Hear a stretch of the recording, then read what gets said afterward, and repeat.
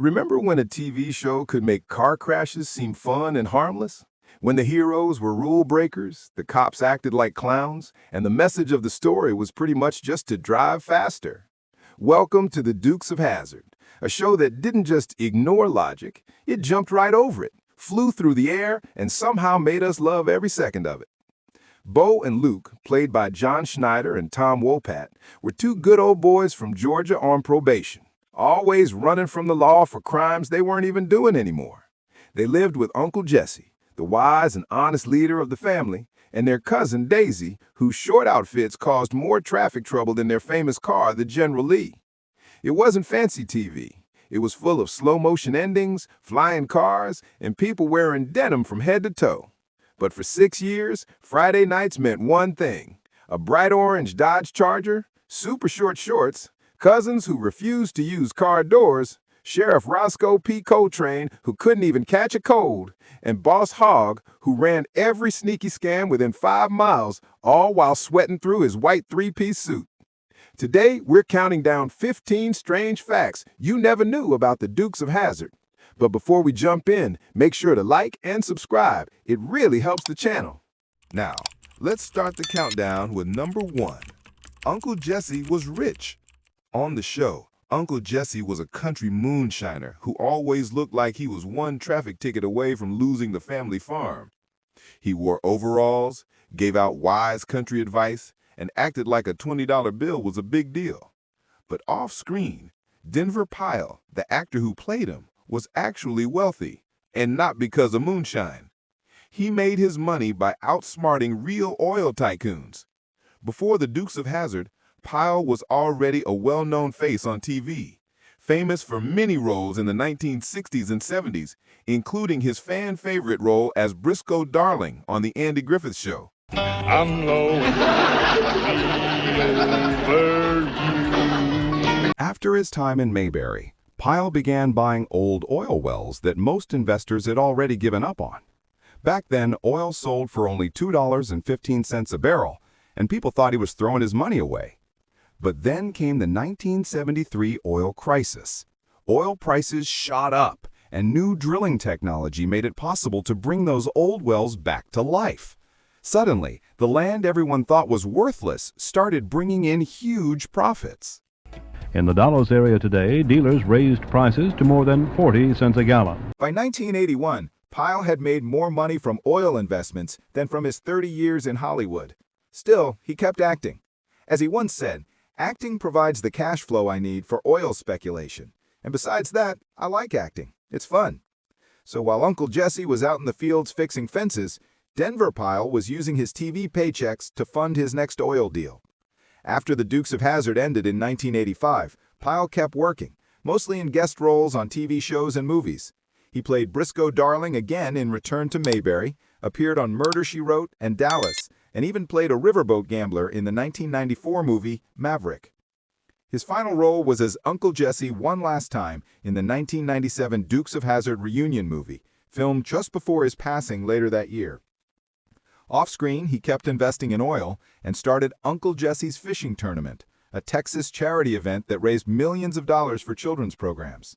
So yeah, the beard might have looked like country wisdom, but his bank account said, "I could buy this whole county and still have change left for a tractor." Number 2, John Schneider lied his way into the show. John Schneider might have played a good old country boy from Georgia on TV, but in real life, he was an 18-year-old kid from Mount Kisco, New York, about as far from the southern backwoods as you can get without needing a passport. So when he heard about the audition for Bo Duke, he did what any clever teenager with no real southern background would do. He made up a story and showed up dressed for the part. Hey, Roscoe, I got an idea. What? If you write some music to that, Luke and I'll sing it for you. Well, He borrowed a beat-up pickup truck, didn't shave for a few days, and put on what he called a funky hat.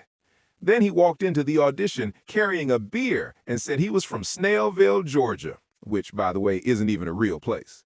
He even faked a southern accent so strong that the producers probably asked him where to find the best barbecue nearby. And it worked. The funniest part?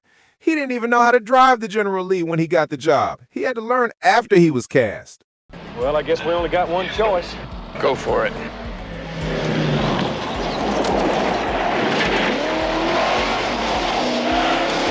Oh yeah, an 18-year-old kid from a New York suburb managed to talk his way into one of the most famous Southern roles in TV history, and he pulled it off for 7 seasons. If that's not the American dream, I don't know what is. Number 3.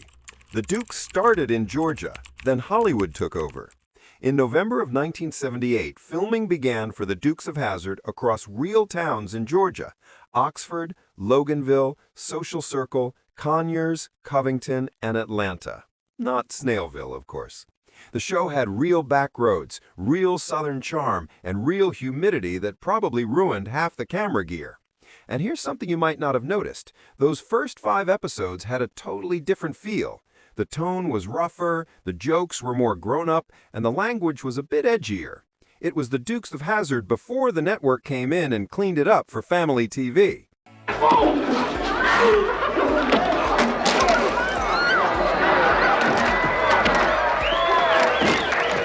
Once Warner Brothers saw the final cut and realized they might have a big hit, they made a classic Hollywood move.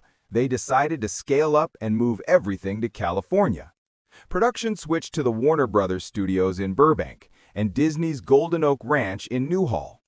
This made things much easier to manage and gave them the room to build a huge car workshop, since they already knew they'd be sending Dodge Chargers flying through the air and wrecking dozens of them along the way.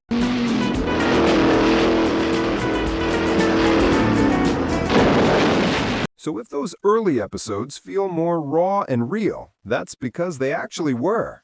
After episode 5, Hazzard County turned into whatever part of California the crew could dress up with a few hay bales and a friendly, "Y'all come back now, you hear?" Stop him!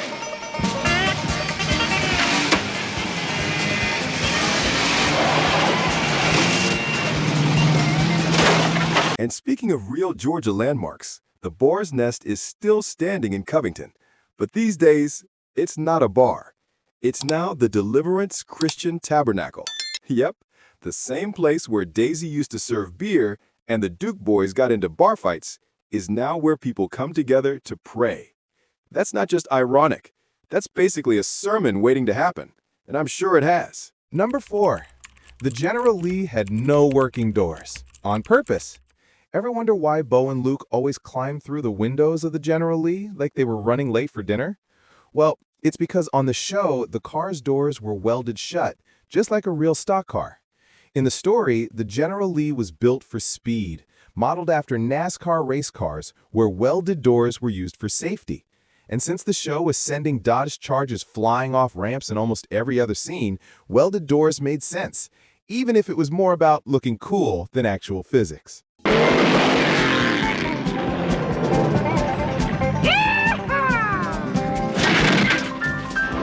But here's the behind-the-scenes twist. There were actually hundreds of General Lees, and not all of them had welded doors. Only a few, usually the main cars used for close-up shots and certain stunt scenes, were completely sealed. The rest were left with working doors for practical reasons, like letting the crew members who moved the cars get in and out without hurting themselves. Watch this.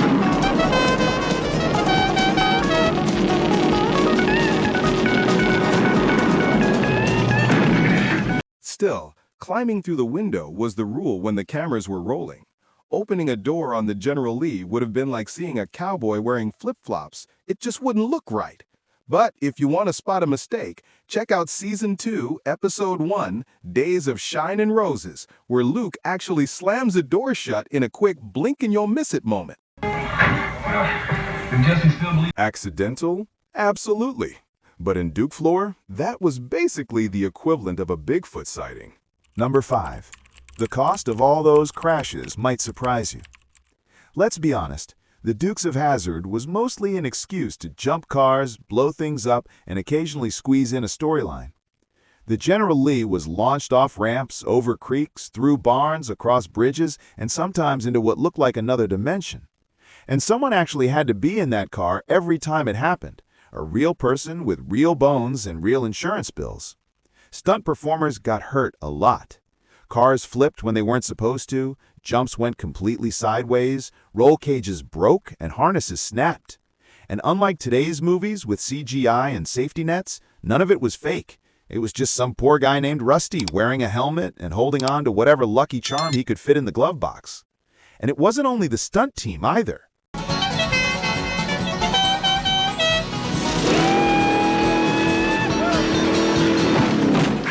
That's how you're supposed to do it, Clem. In 1980, a camera assistant named Rodney Mitchell was tragically killed when his camera truck lost control in a patch of mud during filming. It's a sad reminder that behind all the yee-haws and slow-motion crashes, real people were putting themselves in danger to create those unforgettable moments we still love today. The show went through stunt drivers faster than it went through Dodge Chargers, and that's really saying something. Honestly, the real unsung heroes might have been the chiropractors and physical therapists around Los Angeles. They were probably booked solid for 7 years straight. Number 6. The General Lee got more fan mail than the cast. You might have loved Bo and Luke, or maybe you had a crush on Daisy like I did. But chances are, if you wrote a fan letter, it was probably to the car.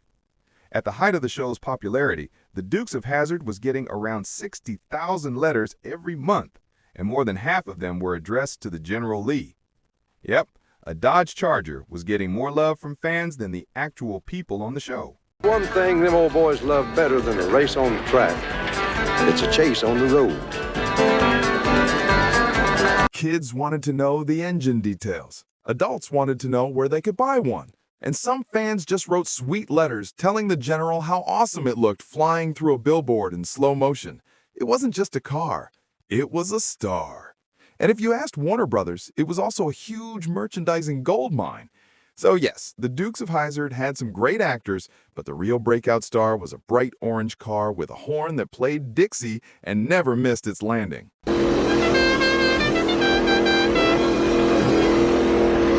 Number 7.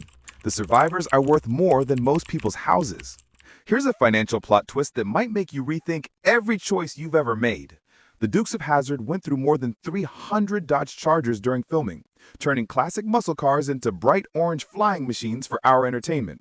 But today, only about 17 to 20 real screen-used General Lees are known to still exist. And those survivors? They're worth more than most people's retirement savings. We're talking upwards of $250,000 for a real on-screen General Lee, depending on its condition and how many times it actually went airborne.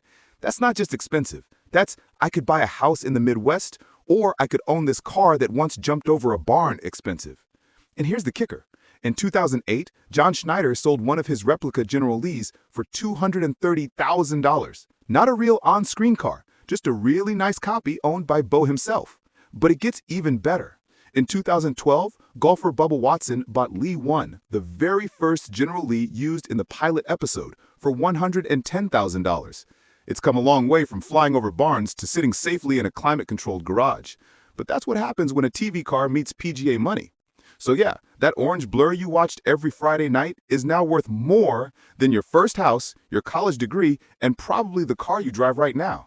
The show didn't just wreck cars, it accidentally created some of the most valuable TV collectibles in the world. All right, we're about halfway through the countdown, so since you're still here, go ahead and tap like and subscribe. You know you're enjoying this ride through Hazzard County. All right, now back to the video. Number 8. Buzz Hogg was a genius. Sorrel Book was what you'd call a real-life genius. He was valedictorian of his high school class, started college at Columbia when he was just 16, and graduated by 19, before most people even choose a major. Then he went on to Yale for his Master of Fine Arts, served as a counterintelligence officer during the Korean War, and spoke 6 languages: English, French, Japanese, Spanish, Russian, and Italian.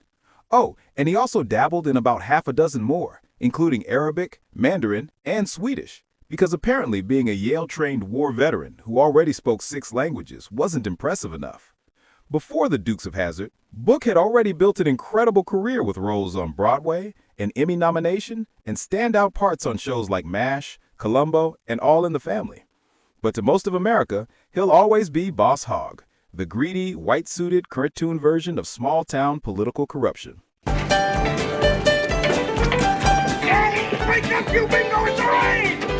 Here's a twist. Book was actually only 5 feet 6 inches tall and weighed about 185 pounds during filming. To create Boss Hogg's look, he wore extra padding that made his waist a full 5 feet around. And that thick, syrupy Southern accent he used, he based it on real U.S. Senators Sam Ervin and Strom Thurmond. Yep, the man actually did research to perfect Boss Hogg. Good news? You mean that my sworn enemy, Cassius Claiborne, he's got his hands on the Duke boys? Yes, oh, glory be. So the next time you see him waddling through Hazzard County in that three-piece white suit, remember, that's a Yale-educated, multilingual intelligence officer wearing sofa cushions and turning Southern politics into comedy gold. After the Dukes of Hazzard ended in 1985, Sorrel Book didn't fade away. He just switched gears. He became a busy voice actor, lending his voice to everything from Scooby-Doo Meets the Boo Brothers to Captain Planet and Bonkers. He even guest conducted the Buffalo Philharmonic Orchestra, because of course he did. Book passed away in 1994 at the age of 64, but his legacy as both a classically trained actor and the most unforgettable county commissioner in TV history still lives on. Number 9. The forgotten movie that gave us Hazzard County. Long before Bo and Luke were jumping over creeks in slow motion to the sound of banjos, the Dukes of Hazzard began as a little-known 1975 film called Moonrunners, written and directed by Guy Waldron, the same man who later created the show. The movie followed two cousins, Grady and Bobby Lee Hagg, played by James Mitchum and Keo Martin, as they ran moonshine for their Uncle Jesse, played by Arthur Honeycutt, in Shiloh County, Georgia. Sound familiar?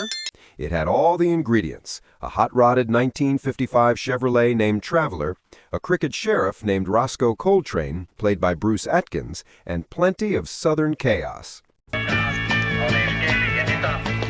You boys give Zebo just enough room to make it interesting. It had car chases, outlaw drama, and a crooked local bootlegger named Jack Rainey, played by George Ellis. Oh, and Waylon Jennings served as the balladeer, just like he did later in the TV show. Even Ben Jones, who would go on to play Cooter on the Dukes of Hazzard, appears in a small role as a federal agent from Chicago. But Moonrunners wasn't exactly family-friendly.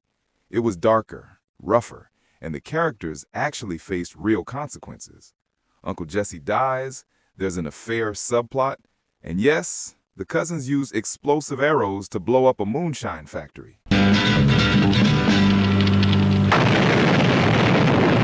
When Waldron turned the idea into a TV show, he dialed everything way back. Less violence, more comedy, and those classic freeze-frame endings where nobody ever really got hurt. So yeah, the Dukes of Hazzard came from a movie, just with fewer consequences, more yeehaws, and law enforcement that looked like it belonged in a Saturday morning cartoon. Number 10. The theme song was a chart-topping country hit. Just a good old boy, never meaning no harm. I know you're already singing it because I am too. The Dukes of Hazzard theme song wasn't just catchy, it was a real hit.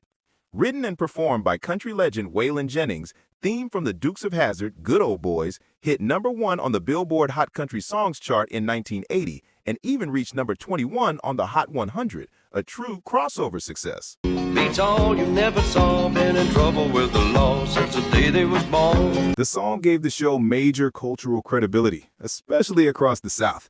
And even decades later, it's still one of the most recognizable theme songs in TV history. But Good Old Boys didn't just fade away when the show ended. Since then, it's been covered and reimagined by country legends and even a few pop culture oddballs. Waylon Jennings' son, Shooter Jennings, has performed it live at Duke Fests, and John Schneider, Tom Wopat, and Catherine Bach even made a music video version for the Season 7 DVD release. Straightening the curve and flattening the hills. In the 2005 reboot movie, Willie Nelson, who played Uncle Jesse, sang the theme song himself. And in 2007's The Dukes of Hazzard: The Beginning, John Anderson gave it a rougher Southern rock sound. That's not even counting the wild versions by Travis Tritt, Lil White, and yes, even Alvin and the Chipmunks. Just a good old boys, never meaning no harm. Even people who couldn't tell you who Cooter is still know that song. And let's be honest, it still slaps. Fighting the system like a true modern-day Robin Hood. Number 11. The cast took one look and said, nope, You think a big screen reboot of the Dukes of Hazzard would have been the perfect chance to bring back the original cast for some fun cameos and a nostalgic Hollywood reunion. But nope, not even close. John Schneider, Tom Wopat, and Catherine Bach all took one look at the script and politely said no. And when we say politely, we mean they probably read 2 pages and ran out of the room. Ben Jones, better known as Cooter, took it even further. He called the movie sleazy, boycotted the premiere, and publicly said it had nothing to do with the heart or spirit of the original show. And this is coming from a guy who spent 7 seasons pretending to fix cars held together with duct tape and pure luck. You didn't know? Luke, you said he was okay with it. Look at the road, Bo. Bo, look at the road. When the very people who made the show iconic went out of their way to distance themselves from the reboot, turning down easy money and new publicity, that wasn't just a red flag. That was a giant signal flare visible from space. Somehow, the 2005 movie managed to take everything fun and lovable about the original and twist it into something that made the cast actually uncomfortable. That's a special kind of talent, just not the good kind. Number 12. The contract dispute that nearly sank the show. At the absolute height of the Dukes of Hazzard's success, when the show ruled the ratings and was selling every kind of merchandise imaginable, John Schneider and Tom Wopat suddenly walked away. For years, rumors claimed they left to chase movie careers, and tabloids blamed it on ego. But the real reason was money, specifically merchandise money. Their faces were everywhere, on lunchboxes, toy cars, bed sheets, maybe even waffle irons, but they weren't getting a fair share of the profits. So Schneider and Wopat staged a walkout that any union would have been proud of. The network's response? Bye, Felicia. Enter the new cousins, Coy and Vance Duke, played by Byron Cherry and Christopher Mayer, with the same car, the same hair, and absolutely none of the charm. Sam, we're beginning to wonder if you'd ever get here. If I'd have known we was going to get a welcome like this, we would have come back years ago. Ain't that right, Coy? Shoot, we never would have left. Ratings dropped fast. Fan mail turned into hate mail. And Coy and Vance, who were reportedly signed to multi-year contracts, only lasted 19 episodes in season 5. As soon as the lawsuit was settled, Bo and Luke came roaring back, and the replacements were wiped from the show like they never existed. No goodbye, no flashbacks, not even a quick mention. And to this day, most fans still couldn't tell you which one was Coy and which one was Vance. Honestly, that's probably for the best. Number 13, the animated Dukes. Same car, more shenanigans.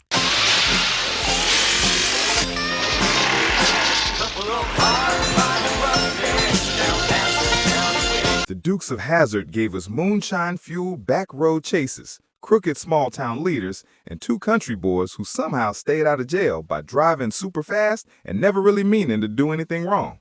It was total Southern-style chaos.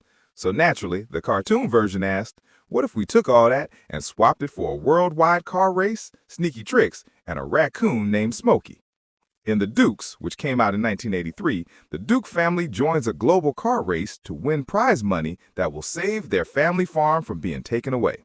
Boss Hogg, Sheriff Roscoe, and Roscoe's dog Flash join the race too. Their plan is to cheat their way to victory, take the prize money, and steal the Duke family farm while they're at it. Side note, who even sponsored this world race, and where were all the other drivers? Anyway, moving on. Each episode starts with Uncle Jesse reading a letter to his pet raccoon, Smokey, telling him about their latest racing adventures. Because apparently, in the early 80s, people thought the best way to recap car chases was by talking to a small woodland animal. But if that idea wasn't crazy enough, here's the real twist. When the cartoon started, Bo and Luke were missing because of a contract disagreement. So the cartoon used their knockoff cousins, Coy and Vance, played by Byron Cherry and Christopher Mayer. Basically the backup band nobody asked to see. So, for one whole season, kids watched cartoon versions of Coy and Vance race around the world like they were the real stars of the show. Then, Tom Wopat and John Schneider made peace with CBS. After that, Coy and Vance suddenly vanished at the start of season 2, and Bo and Luke showed up again like nothing ever happened. No explanation, no goodbye, just a sudden swap. All right, Roscoe, start moving over towards them. What's that sneaky old boss Hogg up to now? I better ease off on the gas a mite till we find out. The animation was classic Hanna-Barbera. You know, reused running motions, jumps that ignored gravity, and the General Lee's Dixie horn blasting in every country from France to Fiji, because subtlety wasn't really part of the Duke's toolkit. And if everything looked and sounded a little familiar, that's because it was the same studio that made Scooby-Doo and the Flintstones. They reused sound effects and background art you probably saw in 3 other shows that same morning. Whatever boss was planned, if it didn't work out. Bye! While the Dukes only ran for 20 episodes over 2 seasons, it gave you everything you'd expect from a Saturday morning cartoon. Slapstick action, wild disguises, cartoon-style logic, and Uncle Jesse's raccoon sidekick, who somehow made more sense than Coy and Vance. At least Smokey didn't get kicked out after just 1 season. Number 14. The iconic driving move that only worked one way. Have you ever noticed something strange about the Duke's signature 2-wheel driving stunts? Watch closely. The General Lee almost always lifts up on the driver's side, while the passenger side wheels stay on the ground. The same trick happens with the sheriff's cars, too.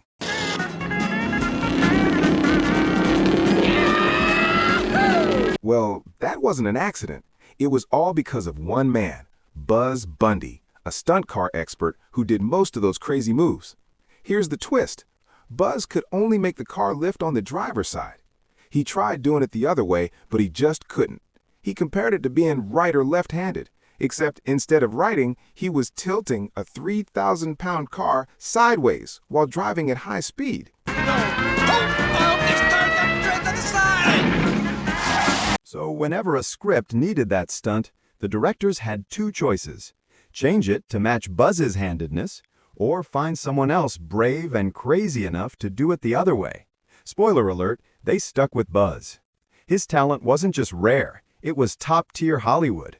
He was the go-to guy for 2-wheeled stunts across the industry, doing the same amazing tricks on Knight Rider, The Fall Guy, and countless movies. If you saw a car balancing on 2 wheels in the 80s, there's a good chance Buzz Bundy was behind the wheel.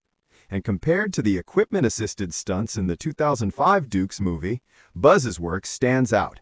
No rigs, no wires, just perfect driving and pure courage. Buzz Bundy passed away in 2020, but his legacy lives on in every 2-wheeled stunt that made our childhoods feel magical. Number 15. Reunited, and it felt so good. Here's a bit of TV meta magic that you probably missed if you weren't paying close attention. In 2006, during the 5th season of Smallville, there's an episode called Exposed, where a Kansas senator named Jack Jennings shows up at the Kent farm. His car? A 1968 Dodge Charger RT. It's blue instead of orange, but it's definitely a General Lee in spirit.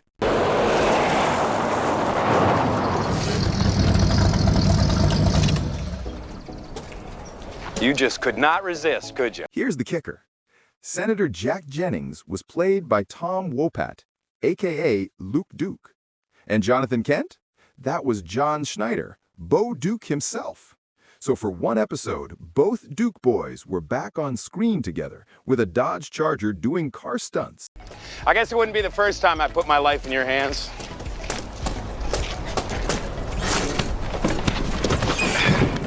Even Wapat's character was a tribute. Jack Jennings was clearly a nod to Waylon Jennings, the Duke's narrator and theme song singer. It was basically a secret Dukes of Hazzard reunion hidden inside a Smallville episode. And it was a fun little Easter egg that felt like catching up with old friends. So, there you have it. 15 facts that show the Dukes of Hazzard was just as wild, weird, and amazing off-screen as it was on-screen. Which of these facts surprised you? Which ones did you miss? Share your thoughts in the comments below. And thanks for watching, y'all. Come back now, you hear?